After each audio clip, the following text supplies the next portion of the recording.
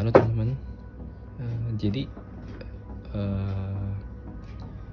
baterai yang udah saya rakit kemarin sama BMS-nya saya bongkar lagi nih, karena setelah saya charge semalaman ternyata salah satu sel itu tegangannya nggak sama atau lebih tinggi daripada yang lain. Dan saya baru ingat ternyata untuk perakitan lithium fosfat ini dia itu harus dibalance dulu di tegangan yang atau di kapasitas saat baterainya mau hampir penuh. Kenapa? Karena karakteristik baterai lithium fosfat ini dia itu tegangannya rata ya, tegangannya hampir rata antara 3 volt sampai 3,4 volt. Itu antara 10% sampai 90% SLC atau 100% ya lupa. Maka dari itu perbedaan 0,1 atau 0,01 volt itu nggak jelas berapa persen isi baterainya, SLC-nya ada berapa persen, jadi nggak bisa kita tahu gitu. Jadi makanya harus dibalance saat kondisi baterai hampir penuh semua. Nah, untuk ngebalance itu cara paling mudah itu di paralel ya. Di paralel semua baterai terus tinggal dikasih power supply dan di set ke tegangannya 3,6 volt. Nah, di sini saya proses balance-nya cukup lumayan lama ya.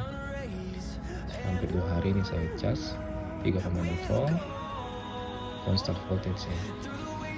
Nah, terus isi aja di charge sampai kira-kira arusnya itu mendekati 0 atau 0 lah.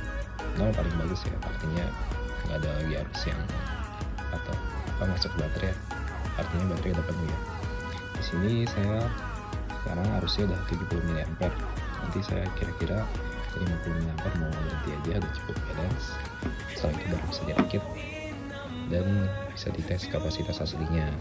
Di sini saya juga cukup pakai bak bus aja ya.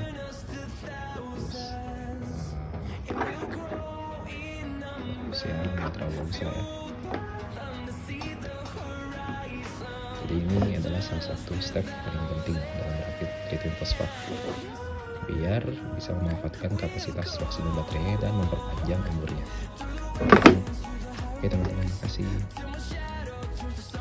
Ya, halo teman-teman, ketemu lagi. Jadi setelah saya balancing tadi ya, udah saya rakit kembali dengan BMS-nya, dan sekarang kondisinya udah stabil, udah balance di 3,4 volt per selnya. Jadi total tegangannya itu sekitar 13,6. Jadi sekarang kondisi baterainya itu udah 100% SOC ya. Jadi tinggal kita tes aja kapasitasnya berapa. Saya di sini ngetesnya baterai ini dicolok ke inverter 500 watt. Ini kebetulan inverternya inverter murah ya, belum pure sine wave ya, jadi modified sine wave. Nah, ini nanti dibebani oleh CCTV yang ada di box atas ya. Situ saya taruh CCTV di sana, 4 kamera sama router dan monitornya di balik tembok ini. Jadi mungkin nanti dayanya mungkin 100 watt atau kurang ya, sekitar segituan lah ya. Segituan sebagai loadnya atau bebannya. Jadi kita cek itu kapasitasnya berapa sampai BMS-nya cut off ya, di sekitar 10 volt ke 2,5 volt per sel. Jadi kita start aja. Yang lain berapa di sini? Oke, lihat. Itu dia merek tegangannya 90 watt ya, 80 watt sekarang. Nah, segitu.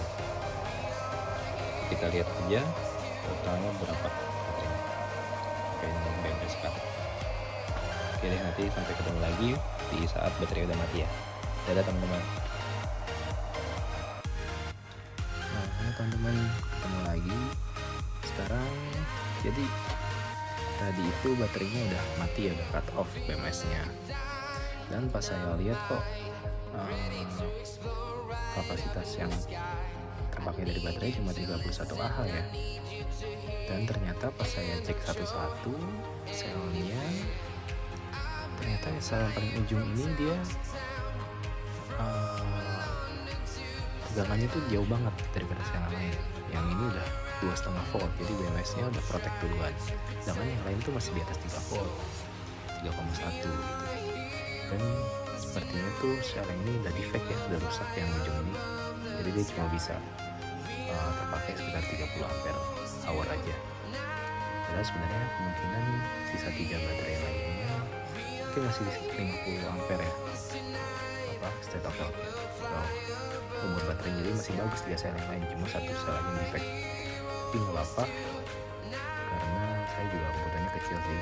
Dan saya tes bebannya itu saya ganti tadi kan, pakai inverter 100 watt, tapi ternyata inverternya nggak kuat. Jadi saya cuma powerin CCTV dan router aja, TV-nya nggak jadi cuma pakai sekitar 20 watt. Dan tanpa inverter itu langsung menggunakan kabel DC ini langsung ke atas.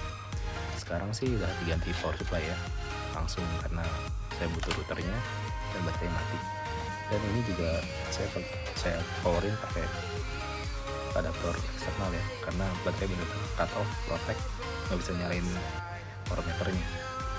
Dan jadi 31 ampere hour dalam 20 jam gitu ya.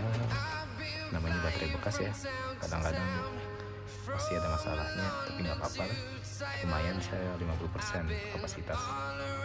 Atau nanti selanjutnya saya bisa beli satu sel lagi dan saya ganti yang ujung untuk mendapatkan kapasitas yang lebih dari 12 volt ini. Oke, mungkin cukup sekian untuk rangkaian seri baterai ini. Nanti kalau ada kedepannya saya update lagi. Terima kasih.